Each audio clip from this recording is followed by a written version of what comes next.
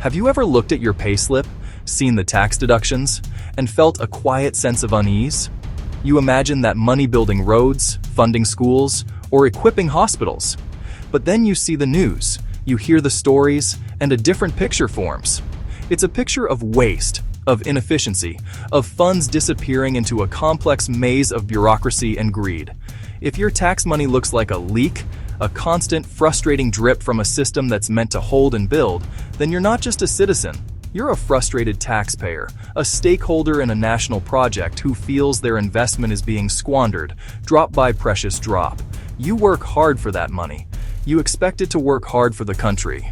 When it doesn't, the frustration is more than just financial. It's a deep, personal sense of being let down. And what about your voice in this system? Every few years, you go to the polls. You hold a ballot, a small piece of paper that carries the weight of your hopes for the future. You cast your vote, a singular, powerful act of democratic participation. But when the results come in, and the same old problems persist, when promises evaporate and accountability seems like a foreign concept, that powerful act can start to feel small.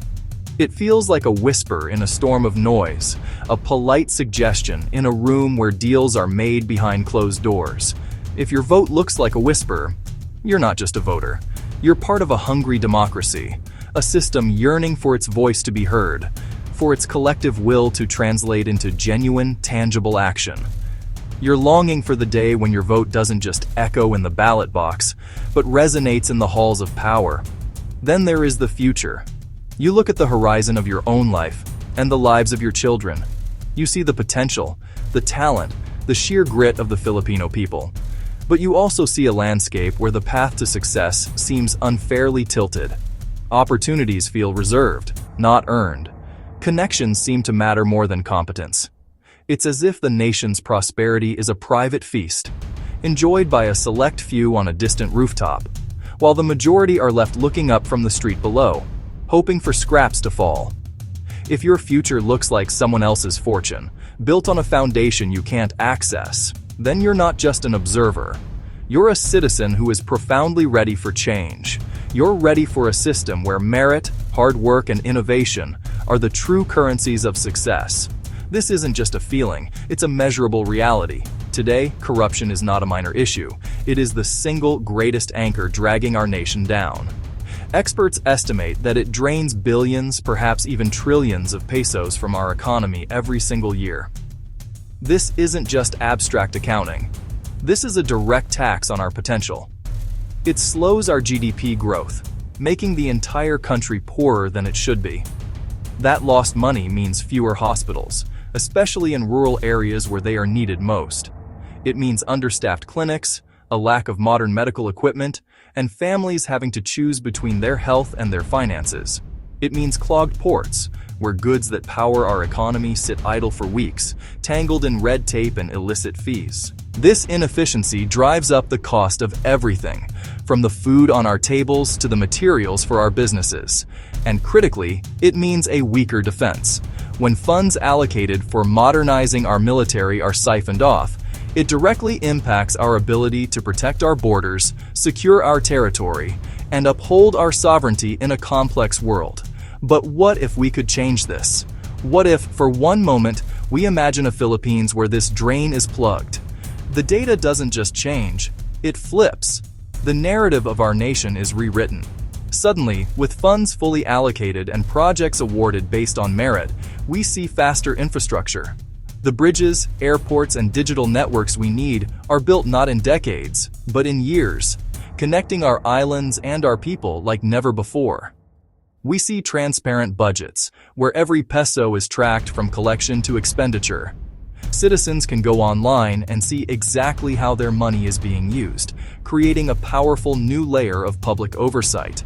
And we attract foreign investment that trusts our markets. Global companies, seeing a level playing field and predictable regulations, will pour capital into our country, creating high-quality jobs and transferring valuable technology.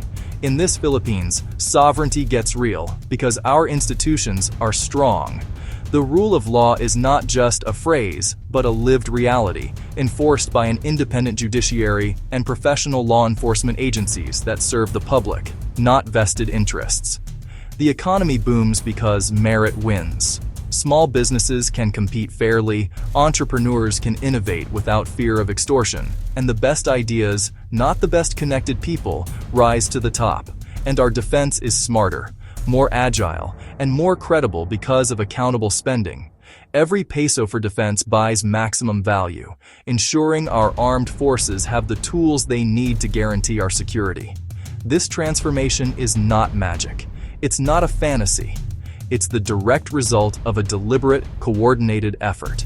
It's about implementing smart policy, like radical transparency laws and streamlined government processes that close loopholes for corruption. It's about leveraging technology, building digital platforms for government services that are fast, secure, and remove the human element that can be compromised. And most importantly, it's about civic pressure aligning, an engaged citizenry, a fearless press, and a principled business community, all demanding and enforcing a culture of integrity. So, what is the ultimate dream? What is the end goal of this monumental effort? It is a Philippines where public service is, finally and truly, for the public's benefit. A country where our government is an engine of our growth, not a brake on our progress. A nation where every Filipino, no matter where they are born, has a genuine opportunity to build a better life.